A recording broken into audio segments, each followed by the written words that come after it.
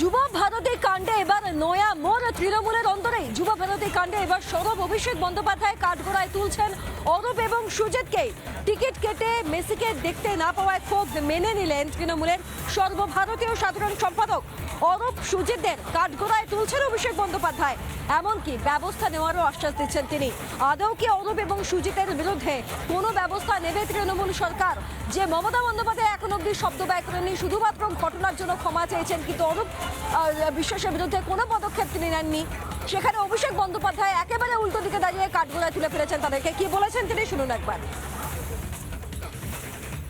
উৎসাহ নিয়ে দর্শকরা এসেছিল, কয়েকজনের ব্যবহার এবং আচার আচরণ বা আধিক্ষেতা, আমি কথাটা শব্দটা এই কারণে ব্যবহার করছি, বেশি উৎসাহী হয়ে আধিক্ষেতানি দেখাতে গিয়ে যারা সমর্থকদের বা ফ্যানদের অনেক কষ্টে মানুষ টিকিট কেটে এসছে, যারা নিরাশ করেছে তাদের জবাবদিহি করতে হবে এবং উদ্যোক্তারা নিশ্চিতভাবে দায়িত্ব। এটা নিয়ে যেন রাজনীতি না হয়। যাদের বিরুদ্ধে ক্ষোভ ছিল, যাদের বিরুদ্ধে অভিযোগ ছিল, তাদের সকলের বিরুদ্ধে রাজ্য ব্যবস্থা নিচ্ছে।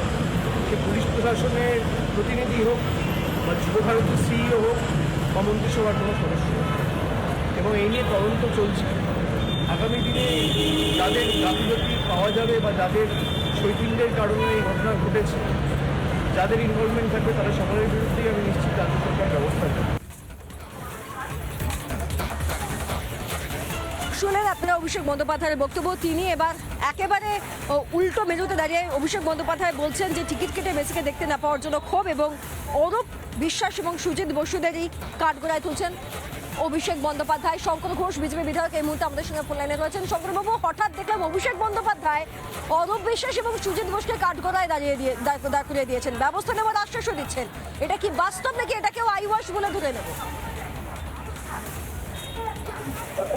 প্রথমত তৃণমূল কংগ্রেসের রাজনীতি বুঝতে গেলে বুঝতে হবে যে দৃষ্টি ঘোরানোর জন্য মূল বিষয় থেকে তারা কখনো ওর বিরুদ্ধে তোপ দাগবে, ওর বিরুদ্ধে তোপ দাগবে, এই করে বিষয়টা যখন ধামাচাপা পড়ে যাবে তারপরে আবার সবাই মিলে ভাগ বাটোয়ারা করে খাবে।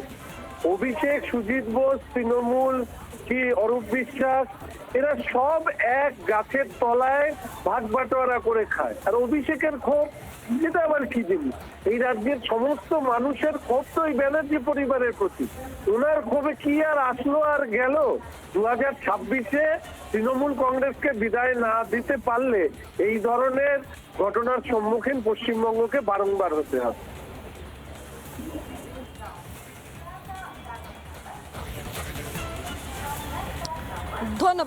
ধন্যবাদ শঙ্করবাবু। আমরা কথা বলছিলাম বিজেপি বিধায়ক শঙ্কর ঘোষের সঙ্গে।